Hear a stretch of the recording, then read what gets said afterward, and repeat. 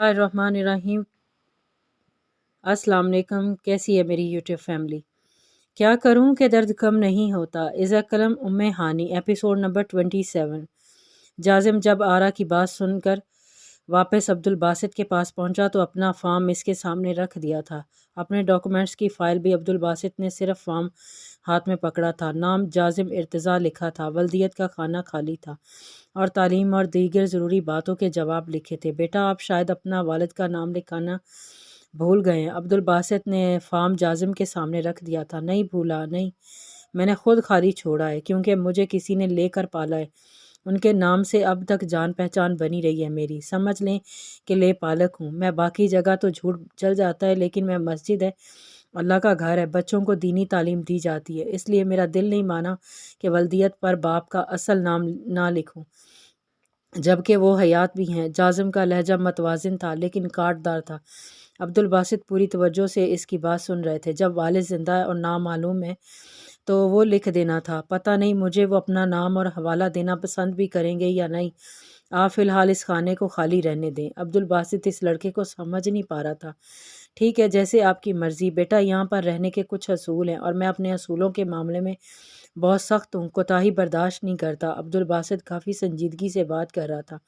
جی فرمائیے، میں کوشش کروں گا کہ آپ کو شکایت کا موقع نہ ملے۔ پہلی بات تو یہ کہ یہاں نظریں جھکا کر رہنا پڑے گا کیونکہ اردو انگریزی کی جماعت طالبات بھی لیں گی۔ ویسے تو یہاں رہائش صرف لڑکوں کی ہے لیکن بچیاں ناظرہ کے لیے آتی ہیں، اس لیے اردو انگریزی وہ بھی پڑھیں گی، لیکن دونوں کی جماعتیں الگ الگ ہیں، کئی بچے اور بچیاں الگ الگ پڑھیں گے۔ میری کوشش تو تھی کسی خاتون ٹیچر کا بھی انتظام ہو جاتا، لیکن بات وہی ہے، میرے پاس وسائل بہت کم ہیں، تنخواہ زیادہ نہیں دے سکتا، اسی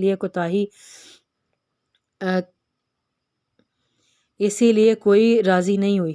دوسری بات، پڑھاتے وقت اور سبق سنتے یا ہوم ورک چیک کرتے وقت بچے اور بچی دونوں کے ساتھ آپ ایک واضح فاصلہ رکھیں گے۔ بچوں سے غیر ضروری گفتگو سے اجتناب برتے جائے گا۔ انہیں انگریزی پڑھوانے کا مقصد صرف اتنا ہے کہ دین کی خدمت اور تبلیغ کی خاطر اگر انہیں اس کی زبان کو استعمال بھی کرنا پڑے تو وہ ہچکچائیں نہ۔ چونکہ آپ کی رہائش بھی یہی ہے تو رات کے وقت کسی بھی استاد کو کسی شاگرد کے کمرے میں جانے یا کسی بھی شاگرد کو اپنے کمرے میں بلانے کی اجازت نہیں ہے۔ ہر کمرے میں کیمرے موجود ہیں اور ہر بچہ اور استاد میری نظر میں رہتا ہے۔ کمروں کو لاک کرنے کی اجازت نہیں ہے، میں جب چاہوں کھول کر چیک کر سکتا ہوں۔ مجھے جہاں بھی کچھ بھی غلط لگا میں بنا کسی کی پیشگی اطلاع کے آپ کو نوکری سے نکال دوں گا۔ باہر سے آنے والے استاد اور شاگردوں کی تلاشی لی جاتی ہے کہ کہیں کوئی نشہ آور چیز ان کے پاس موجود نہ ہو یا غیر اخلاقی قسم کی کتابیں رسالے موجود نہ ہوں۔ موبائل کی اجازت بھی شاگردوں کو ہرگز نہیں ہے اور استاد بھی کسی شاگرد کو اپنا موبائل استعمال کرنے کے لیے نہیں دیں گے۔ کسی شاگرد کو اگر بات کرنی ہے تو وہ میرے آفس کا فون استعمال کرے گا۔ شاگردوں کو ڈرانا، دھمکانا، ہراساں کرنا سخت منع ہے۔ جی مجھے ایسی کوئی عادت ہے بھی نہیں۔ میں سمجھ سکتا ہوں آپ یہ احتیاط کیوں برت رہے ہیں، یہ اصول اچھے ہیں اور ہر جگہ قائم کر دیے جائیں تو ہم بہت سی برائیوں سے بچ سکتے ہیں۔ جو بات عبدالباسط ڈھکے چھپے الفاظوں میں سمجھانا چاہ رہا تھا جازم وہ سمجھ چکا تھا۔ یہ سب باتیں ہارون رشید نے اس کے اندر ایسی رچ بسا دی تھی کہ وہ ان سے انحراف کر ہی نہیں سکتا تھا، لیکن عبدالباسط کیا کرتا؟ دودھ کا جلا تو چھاچھ بھی پھونک پھونک کر پیتا ہے۔ عبدالباسط نے جو اذیت برداشت کی تھی اس کے پیش نظر اپنے مدرسے میں چیل کی آنکھ رکھتا تھا۔ لوگ دین کے معاملے میں بہت حساس اور جذباتی ہوتے ہیں، ہم پر بھروسہ کرتے ہیں تو ہمیں بھی اپنی ذمہ داری پوری نبھانی چاہیے تاکہ ایسے واقعات کم سے کم دینی درس گاہوں میں رونما نہ ہوں۔ میرا بس چلے تو اسلامی جمہوریہ پاکستان کے تمام تعلیمی اداروں میں یہ قانون نافذ کر دوں، خواتین کی تعلیم کو ابتدا سے اس سرے سے الگ کر دیا جائے۔ کو ایجوکیشن کے فرسودہ نظام کو ہم کانفیڈنس ڈیولپ کا نام دے کر بے حیائی کو عام کر رہے ہیں۔ اس کی وضاحت شریعت کے روح سے فرمائیں۔ حضرت جنید بغدادی سے پوچھا گیا کہ کوئی مرد کسی غیر محرم کو پڑھا سکتا ہے؟ فرمایا اگر پڑھانے والا با یزیدی بسمی ہو اور پڑھنے والی رابعہ بصری اور جس جگہ پڑھایا جا رہا وہ بیت اللہ شریف ہو اور جو پڑھایا جا رہا ہے وہ کلام اللہ شریف ہو، پھر بھی اجازت نہیں ہے۔ اس سے بہترین مثال تو شاید کوئی ہو ہی نہیں سکتی ہے۔ پھر یہ کو ایجوکیشن کے نام پر کھلی بے حیائی میں بہت اخلاق ہے، لیکن افسوس اس بات کا ہے کہ ہمارا قانون اسلامی اصولوں کے عین مطابق نہیں ہے۔ جازم نے اپنی رائے دی۔ عبدالباسط نے اپنی بات جاری رکھی۔ جی آزادی کے نام پر بے حیا ہونا آزادی نہیں ہے، کھلے عام زنا کاری کو دعوت دینا ہے۔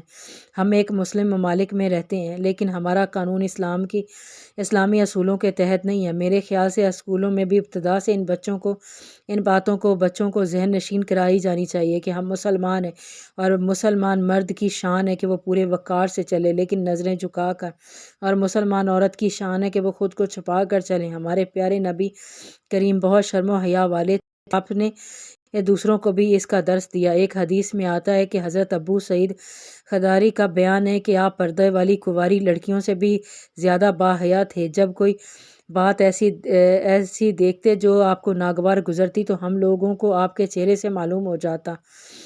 چونکہ اسلام دین فطرت ہے، اللہ تعالیٰ اور رسول کریم کے ارشادات اور احکامات پر عمل پیرا ہونا ہی دین اسلام ہے، جو مومنین اور مومنات کو حجاب یعنی پردے کے حوالے سے سختی کے ساتھ عملی جامہ پہنانے کا حکم دیتا ہے۔ قرآن کریم میں ارشاد ربانی ہے کہ اے آدم کی اولاد، ہم نے تمہارے لیے لباس پیدا کیا جو تمہاری شرمگاہوں کو بھی چھپاتا ہے اور موجب زینت بھی بناتا ہے اور تقوی کا لباس ہے۔ یہ اس سے بڑھ کر کہ یہ اللہ تعالیٰ کی نشانیوں میں سے ایک ہے تاکہ یہ لوگ یاد رکھیں۔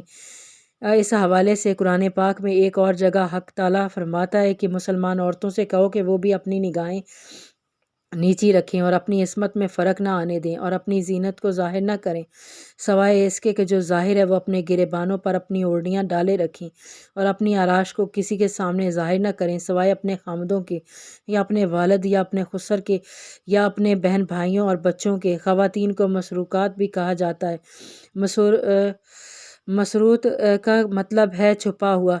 عورت کے پردے کے حوالے سے ایک حدیث مبارکہ میں آتا ہے کہ حضرت عبداللہ سے روایت ہے کہ نبی کریم صلی اللہ علیہ وسلم فرماتے ہیں عورت پردے میں رہنے کی چیز ہے کیونکہ جب وہ باہر نکلتی ہے تو شیطان اسے بہکانے کے موقع تلاش کرتا ہے۔ جامعہ ترمذی یہ جلد نمبر اول حدیث نمبر 1181۔ عورت کے پردے کو اس قدر اہمیت دی گئی ہے کہ اس کے لیے عبادت بھی پردے کے بغیر اور بے پردہ جگہ پر کرنا منع فرمایا ہے۔ حضرت عبداللہ بن مسعود سے روایت ہے کہ رسول اللہ نے فرمایا کہ عورت کا کمرے میں نماز پڑھنا گھر آنگن میں نماز پڑھنے سے بہتر ہے اور اندرونی کوٹری میں نماز پڑھنا کمرے میں نماز پڑھنے سے بہتر ہے۔ لیکن ہمارے ہاں مرد عورت کی تعلیمی نظام کو ایک ساتھ کر دیا گیا ہے کہ اس کے بغیر ہمارا ملک ترقی کی طرف گامزن نہیں ہو سکتا ہے۔ دین سے دور ہو کر بے حیائی کو عام کر کے ہم ترقی کر سکتے ہیں۔ پاکستان کا مطلب کیا؟ لا الہ الا اللہ کے نعرہ لگانے والے ہم پاکستان کا اصل مقصد بھول کر بے حیائی کی دوڑ میں لگ کر اپنے ہی ترقی کی راہیں ڈھونڈ رہے ہیں جہاں صرف ظلمت کے اندھیرے ہیں۔ کاش کہ ہم اپنے اصل کو یاد رکھیں۔ میں سب کو تو نہیں بدل سکتا لیکن جو میرے بس میں ہے اسے بدلنے کی کوشش کر سکتا ہوں۔ جازم بڑی خاموشی سے عبدالباسط کی باتیں سن رہا تھا۔ مدارس میں اس نے باقاعدہ کلاسز لینی شروع کر دی تھیں۔ بچے بھی بہت دل جمی سے پڑھ رہے تھے۔ عبدالباسط سے جازم کی ملاقات صرف کھانے کے دسترخوان پر ہی ہوتی تھی۔ ہفتے میں ایک بار عبدالباسط تمام اساتذہ کے ساتھ بیٹھ کر ہنسی مذاق کی محفل بھی کیا کرتے تھے، ساتھ ساتھ دین کی باتیں بھی ان کے اندر اتارنے کی کوشش کرتے تھے۔ عورت کے ساتھ احترام کے حوالے سے وہ سب سے زیادہ تلقین کرتے تھے۔ جازم نے نوٹ کیا تھا کہ وہ 24 گھنٹے مدرسے میں ہی رہتے تھے، باہر جاتے بھی تو مدرسے کے کام سے جاتے تھے اور پھر واپس مدرسے میں ہی آتے تھے، اپنے گھر کا کبھی ذکر بھی نہیں کیا تھا۔ ایک بار جازم نے عبدالغنی سے پوچھ ہی لیا تھا، تمہارے ابو گھر کیوں نہیں جاتے؟ میرے خیال سے تو انہیں گھر والوں کو بھی وقت دینا چاہیے، گھر والے ہوں تو گھر والوں کو توجہ دینا۔ کیا مطلب؟ تمہاری والدہ تو روز کھانا بھیجتی ہیں۔ میری والدہ ابو جی کی بہن ہے، یہ میرے والد نہیں ہیں، ماموں ہیں۔ میرے والد کے انتقال کے وقت میں چھوٹا سا تھا، ماموں نے کبھی باپ کی کمی محسوس ہی نہیں ہونے دی، بس شروع سے ہی میں نے انہیں ابو جی کہنا شروع کر دیا، سمجھ لو کہ عادت سی پڑ گئی ہے۔ عبدالغنی نے بتایا، تو ان کی اپنی کوئی فیملی نہیں ہے؟ نہیں، امی جی بتاتی ہیں انہوں نے ساری زندگی دین کے لیے وقف کر دی، گھر نہیں بسایا۔ جازم کچھ دیر تو چپ سا ہو گیا تھا۔ کیا زندگی تھی اس کی، کیا فیملی تھی؟ ماں کوٹھے پر رہنے والیوں کی حفاظت پر مامور اور باپ یہاں دین کی اشاعت پر اکیلا چل رہا تھا اور وہ اپنے ماضی کے بکھرے موتی چن کر پھر سے مالا بنانے کی تکودو میں لگا ہوا تھا۔ 2 دن تک تو ارتضیٰ نے حیا سے کوئی بات ہی نہیں کی، لیکن تیسرے دن اسے ڈاکٹر کے پاس چیک اپ کے لیے لے جانے لگا، اس لیے اسکول جانے سے پہلے اسے ناشتے کی ٹیبل پر بتا دیا تھا شام کو تیار رہنا، ڈاکٹر کے پاس جانا ہے، روٹین چیک اپ ہے کے لیے، اور خبردار جو تم نے ڈاکٹر کے سامنے کچھ بھی الٹا سیدھا کہا تو۔ حیا سے تنبیہ کر کے وہ چلا گیا تھا۔ شام کو اسے پھر نئے سرے سے کپڑے لا کر دیے تھے، یہ پکڑو اور 10 منٹ میں انسان کی بچی بن کر باہر آؤ، آئندہ میں تمہیں رومان کے ٹراؤزر شرٹ میں نہ دیکھوں۔ حیا نے خشمگین نظروں سے اسے دیکھا تھا، ویسا ہی روب دار لہجہ تھا۔ پھر شاپنگ بیگ پکڑ کر کمرے میں چلی گئی، شلوار قمیض پہنے، دوپٹے اس نے مفرل کی طرح بس گلے میں ہی گردن میں ہی لٹکا رکھا تھا، بال بھی کھلے چھوڑے ہوئے تھے۔ ارتضیٰ کی گھوری تیز ہوئی، بال باندھو اپنے اور دوپٹے ویسے لو جیسے لڑکیاں لیتی ہیں، ویسے میں بھی نہیں لے سکتی ہوں۔ کیوں نہیں لے سکتی؟ وہ اس کے پاس آ کر پوچھنے لگا۔ میرا دم گھٹتا ہے، سانس نہیں آتا، میں بچپن سے ایسے لباس نہیں پہنے، بہت اریٹیٹ ہوتی ہوں۔ میں بالوں کو دونوں ہاتھوں سے سمیٹ کر، حیا نے اونچی سی پونی ٹیل بنا لی تھی لیکن دوپٹہ ویسے ہی رہنے دیا تھا، اور تمہیں اس حلیے میں دیکھ کر میرا دم گھٹتا ہے اور میں اریٹیٹ ہوتا ہوں۔ طریقے سے لو اسے۔ کبھی ہمیرا کو دیکھا تم نے؟ تمہاری ہی عمر کی ہے، تمہاری دوست بھی ہے، کتنی سلجھی اور تمیزدار ہے۔ حیا کو خود دوپٹہ پہنتے ہوئے حیا کو تو جیسے آگ ہی لگ گئی، سارے جہاں کی برائیاں انہی بس مجھ میں ہی نظر آتی ہیں۔ ہمیرا تمیزدار ہے، بیوی ان کی فرما بردار تھی، لیکن میں ہی بری ہوں، دل میں ہی وہ پیچ تاب کھا کر رہ گئی تھی۔ ڈاکٹر سے اس نے ایسی ویسی کوئی بات نہیں کی تھی، دل میں کہیں نہ کہیں حیا کو بھی آذر کو سازگار دلوانے کی خواہش اٹھی تھی۔ آغا جی نے تو صاف ہاتھ جھاڑ لیے تھے، لیکن اس کی خاطر یہ قدم اٹھانا بھی ایک تکلیف دہ عمل تھا۔ ڈاکٹر نے میڈیسن چینج کر دی تھی۔ واپسی پر ارتضیٰ خاموشی سے ہی ڈرائیو کر رہا تھا۔ میں نے سوچ لیا ہے بات، حیا نے شروع کی تھی۔ اب کیا سوچ لیا ہے تم نے؟ ارتضیٰ اس کی سوچ سے زچ ہی ہوتا تھا، یہی کہ مجھے آپ کا ساتھ دینا چاہیے، آخر اسے بھی تو سزا ملنی چاہیے جو ظلم کر کے بھی کھلے عام دندناتا پھر رہا ہے۔ حیا نے غصے سے دانت بیچ کر کہا، چلو اچھی بات ہے، کچھ عقل سے بھی کام لے لیتی ہو تم۔ حیا نے پھر خفگی سے اس کی طرف دیکھا تھا، بات تو اس کی بھی بہت بری لگی تھی لیکن ضبط کر گئی تھی۔ ایک دن وہ اور رومان دونوں باتوں میں مصروف تھے، جب رومان نے تانیہ کا ذکر کیا کہ ارتضیٰ تانیہ کی بہت سی باتیں رومان کو بتاتا تھا۔ رومی، کیا تمہاری ممی بہت خوبصورت ہے؟ حیا کو کچھ تجسس سا ہوا تھا۔ ہاں خوبصورت تو بہت ہے، رومان نے کچھ سوچتے ہوئے کہا۔ تم نے دیکھا ہے انہیں؟ ہاں تصویریں ہیں پابا کے پاس، چلو مجھے بھی دکھاؤ۔ حیا فوراً سے اٹھنے لگی، شام کو بابا آئیں گے تو ان سے پوچھ کر دکھاؤں گا۔ سن کی بات پر وہ برجستہ بولی تھی، نہیں نہیں، اپنے بابا کو بیچ میں کیوں کر رہے ہو، ہم چھپ کر دیکھ لیتے ہیں۔ ارتضیٰ کے سامنے آنے سے وہ ڈرتی تھی۔ کیسے؟ کیا مطلب کیسے؟ ان کے کمرے کی الماری میں ہی ہوں گی نا؟ حیا نے ارتضیٰ کی الماری میں ہی تصویریں رکھتے ہوئے دیکھا تھا، وہ الماری ہر وقت لاک رہتی ہے، چابی بابا کے پاس ہوتی ہے۔ ہاں تو لاک کھولنا کون سا مشکل کام ہے، وہ تو میں 2 منٹ میں کھول سکتی ہوں۔ حیا نے چٹکی یوں بجائی جیسے کوئی مسئلہ ہی نہ ہو۔ اچھا بنا چابی کے وہ کیسے؟ رومان نے حیرت سے پوچھا۔ تم نے سمجھ کیا رکھا ہے مجھے؟ حیا ہوں میں، کچھ بھی کر سکتی ہوں، چلو تمہیں 2 منٹ میں کھول کر دکھاتی ہوں۔ حیا کے ساتھ رومان بھی کھڑا ہو گیا۔ حیا بڑے تجربہ کار چوروں کی طرح سر سے بال پن اتار کر لاک میں گھماتی، لیکن لاک نہیں کھلا تھا۔ رومان تو مسخرانہ ہنسی ہنسنے لگا تھا۔ حیا نے اسے گھور کر کہا، زیادہ دانت مت نکالو سمجھے، جاؤ اور پیچکس لے کر آؤ۔ رومان منہ پر ہاتھ رکھتے ہوئے اپنی ہنسی روکتے ہوئے کمرے سے نکل گیا، کچھ ہی دیر میں پورا ٹول باکس ہی اٹھا لے آیا تھا۔ آدھے گھنٹہ حیا نے مختلف تجربے کر لیے تھے لیکن لاک نہیں کھلا تھا۔ چھوڑ دیں ممی، آپ کے بس کی بات نہیں ہے، ہار مان لیں، سواد ہی پیدا نہیں ہوتا، اسے تو آج میں کھول کر ہی رہوں گی۔ دیکھو تو صحیح، تمہاری ممی بھی مجھ سے کتنی خوبصورت تھی، جو تمہارے بابا مجھے تانے دیتے رہتے ہیں۔ اندر ہی اندر ارتضیٰ کا دیا ہوا تانا آگ لگایا ہوا تھا، اس لیے تانیہ کو دیکھنا چاہتی تھی، لیکن اس وقت ارتضیٰ کمرے میں آ چکا تھا، اس کی بات بھی سن چکا تھا، لیکن وہ لاک کھولنے میں مگن تھی، ارتضیٰ کی آمد سے یکساں بے خبر۔ ارتضیٰ رومان کے پیچھے کھڑا ہو گیا تھا، اس کے کندھے پر انگلی سے ٹک ٹک کیا۔ رومان نے مدفانہ انداز سے پیچھے دیکھا اور دنگ رہ گیا تھا۔ اس سے پہلے کہ کچھ بولتا، باپ کے سخت تیوریاں چڑھانے سے گھورتے ہوئے چپ رہنے کا اشارہ کیا اور جلدی سے کمرے سے نکل گیا۔ پتہ تھا کہ شامت پکی ہے، اس دراز کو کھولنے کی اجازت تو رومان کو بھی نہیں تھی، اور اب ارتضیٰ رومان کو جگہ کھڑا ہو گیا تھا، حیا کے ذرا سا پیچھے خاموشی سے کھڑا تھا، حیا کو زور آزمائی کرتے دیکھ رہا تھا۔ یہ بھی بیکار ہے رومی، ذرا 4 منہ والا پیچکس ہی دینا۔ حیا نے بنا دیکھے اپنا ہاتھ پیچھے کیا تھا۔ ارتضیٰ نے ٹول باکس سے 4 منہ والا پیچکس نکال کر اس کے ہاتھ پر رکھ دیا۔ 5 منٹ کی تکو کے بعد اس نے وہ پیچکس واپس کر دیا تھا۔ اب کیا کروں، یہ تو کھل کر نہیں دے رہا ہے۔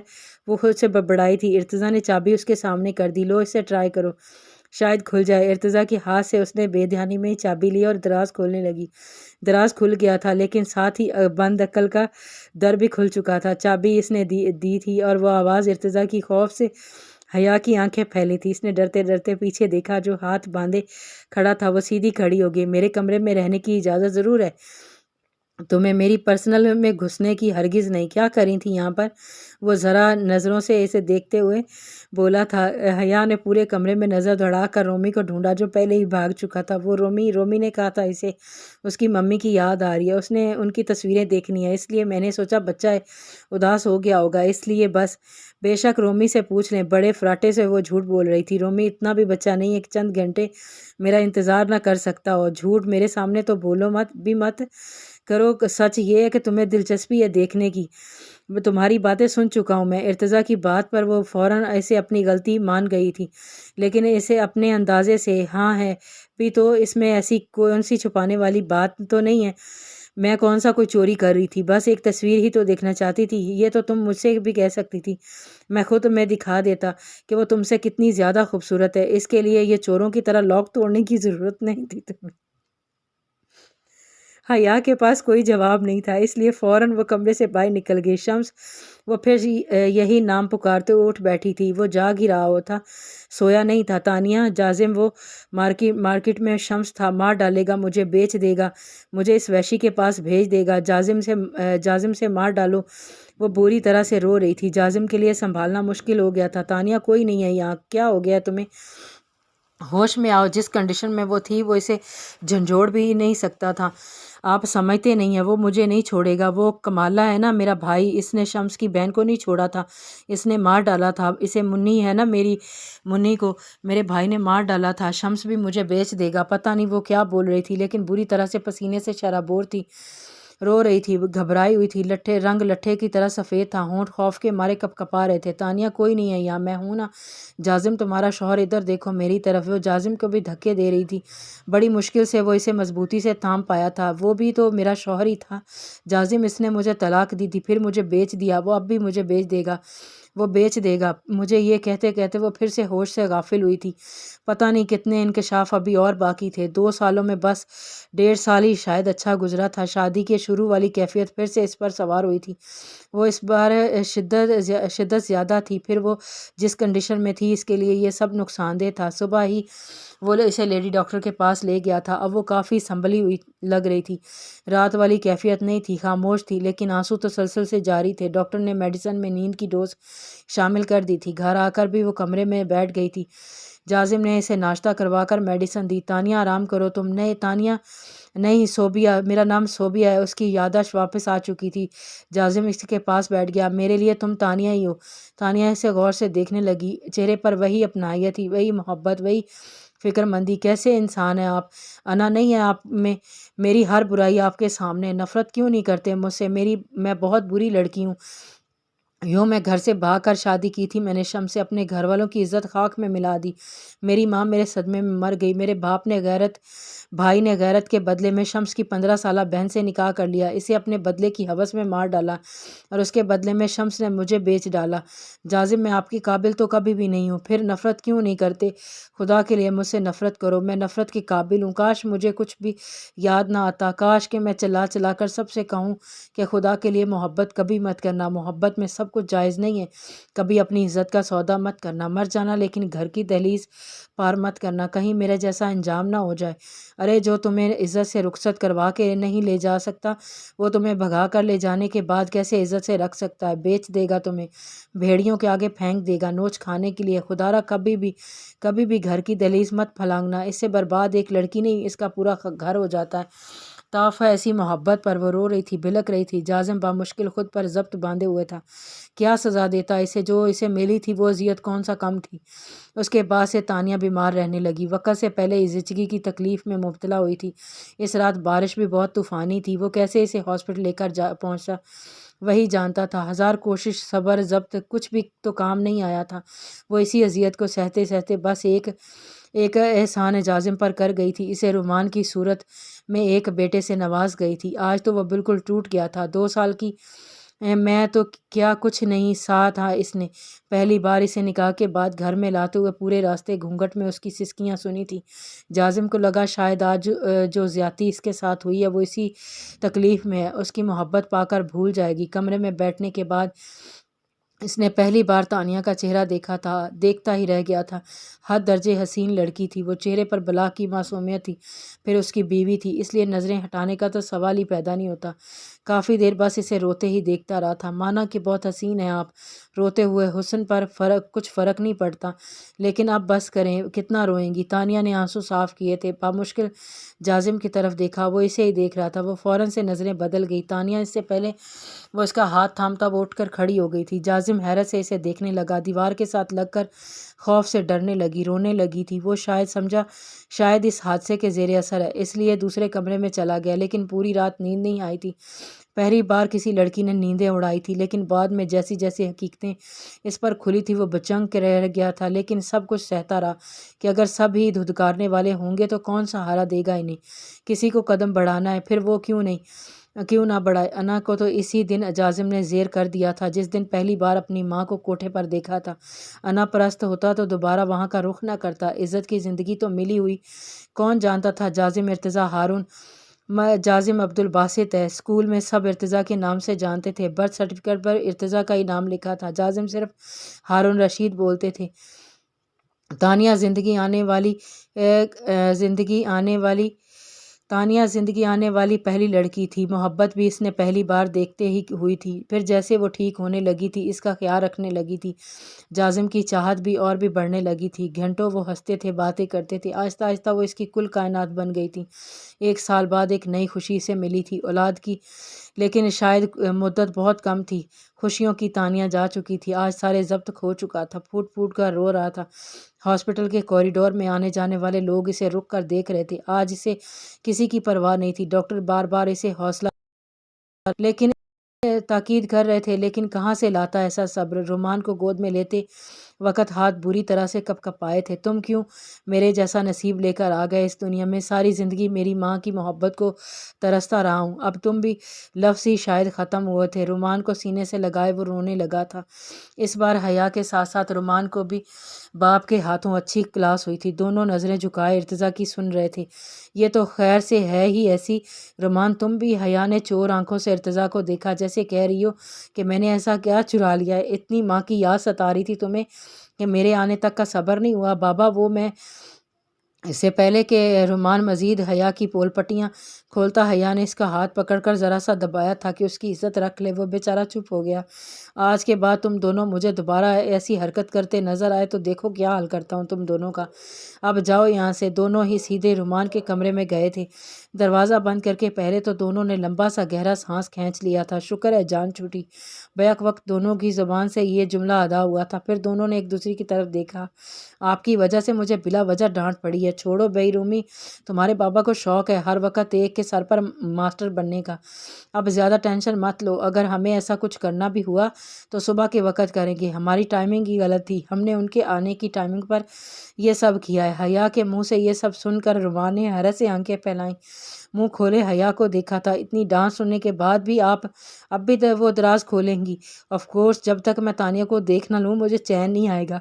حیا اب بھی اپنے موقف پر قائم تھی، لیکن اگلے روز اسے ایسا کچھ کرنا نہیں پڑا تھا۔ رومان پہلے ہی البم نکلوا چکا تھا، اسکول سے آتے ہی حیا کو اپنے کمرے میں لے گیا۔ ارتضیٰ بس لنچ کرتے ہی گھر سے چلا جاتا تھا، پھر شام کو ہی لوٹتا تھا۔ تانیہ کی البم میں حیا اتنے غور سے وہ تانیہ کو نہیں دیکھ رہی تھی جتنی غور سے ارتضیٰ کو اپنے سے ساتھ دیکھ رہی تھی۔ 10 12 سال پہلے جس قدر وہ ہینڈسم تھا، کئی لڑکیاں تو اس پر دل ہی ہار بیٹھتی ہوں گی۔ کئی تصویریں میں جازم تانیہ کے گلے ہاتھ ڈالے کھڑا تھا، کئی جگہ پر اسے محبت سے دیکھ رہا تھا، مسکرا رہا تھا، مسکرانے سے رخسار پر پڑتا ڈمپل اس کی دلکشی بڑھا رہا تھا۔ تانیہ بلا شبہ بہت خوبصورت تھی، لیکن حیا کو وہ کسی طور بھی اپنے سے زیادہ خوبصورت نہیں لگی تھی۔ ویسے تمہاری ممی مجھ جیسی ہی ہے، مطلب مجھ سے زیادہ حسین تو نہیں ہے؟ حیا نے اتراتے ہوئے رومان سے کہا، ہاں ہو سکتا ہے، لیکن مجھے آپ زیادہ اچھی لگتی ہیں۔ رومان کے منہ سے یہ سن کر وہ جیسے خوش ہوئی تھی۔ ہے نا، تم بھی مانتے ہو نا میں زیادہ پیاری ہوں؟ ہاں ممی، آپ زیادہ اچھی ہیں، کیونکہ میں نے تو جیتی جاگتی ممی کے روپ میں آپ کو ہی دیکھا ہے، مجھے کیا پتا وہ کیسی تھی۔ رومی، تمہارے بابا کے کمرے میں آخر کے وارڈروب جو لیڈیز کپڑے ہینگ ہیں وہ تمہاری ممی کے ہیں؟ جی ہاں، بابا نے بہت سنبھال کر رکھے ہوئے ہیں۔ چلو آج میں تمہیں تمہاری ریئل ممی بن کر دکھاتی ہوں، بہت مزہ آئے گا۔ حیا اٹھ کر دوبارہ سے ارتضیٰ کے کمرے میں گئی تھی، لیکن میری بات سنیں۔ اس سے پہلے کہ رومان اسے روکتا وہ کمرہ بند کر چکی تھی۔ وارڈروب بڑے دھڑلے سے کھولا، تانیہ کا ایک میرون کلر کا فینسی ڈریس پہنا اور دروازہ کھول دیا۔ رومان اسے دیکھنے لگا۔ کیوں، لگ رہی ہوں نا تمہاری تصویر والی ممی جیسی؟ رومان نے عصابت میں سر ہلایا۔ نہیں، ابھی رکو، البم لے کر آؤں، ہیئر اسٹائل بھی ویسا ہی بناتی ہیں ہو۔ حیا نے البم پکڑی اور تانیہ کی تصویر دیکھتے ہوئے بالکل ویسا ہی تیار بھی ہو گئی۔ اب بتاؤ رومی، لگ رہی ہوں نا تمہاری ممی جیسی؟ رومان کبھی اپنی ماں کی تصویر کو دیکھ رہا تھا تو کبھی سامنے کھڑی حیا کو۔ بہت حد تک وہ تانیہ سے مل رہی تھی۔ عین اسی وقت لائٹ بند ہوئی۔ اوہ شٹ، آپ یہیں رکیں، میں کچن سے موم بتی لے کر آتا ہوں۔ رومان کمرے سے باہر چلا گیا۔ ارتضیٰ اسی وقت واپس آیا تھا، چابی سے مین گیٹ کا لاک کھولا اور اپنے کمرے میں چلا گیا۔ کمرے کے بند ہونے کی آواز سے حیا کو لگا رومان ہے، لیکن موبائل کی ٹارچ لائٹ جلتے ہی سیدھی روشنی اس کی آنکھوں پر پڑی تھی اور اس نے فوراً اپنے بازو اپنی آنکھوں پر رکھا تھا، لیکن سامنے والا اپنے ہوش کھو بیٹھا تھا۔ خواب تھا جو حقیقت بن کر سامنے آ گیا تھا۔ سامنے کھڑا تھا، موبائل ارتضیٰ کے ہاتھ سے چھوٹ کر بیڈ پر گرا تھا، ٹارچ لائٹ کی روشنی سے بند ہو چکی تھی۔ تانیہ مخلجے سے اندھیرے میں اسے لگا تانیہ سامنے کھڑی ہے۔ چند قدموں کا فاصلہ پل بھر کو میں دور ہوا تھا۔ باقی کا آئندہ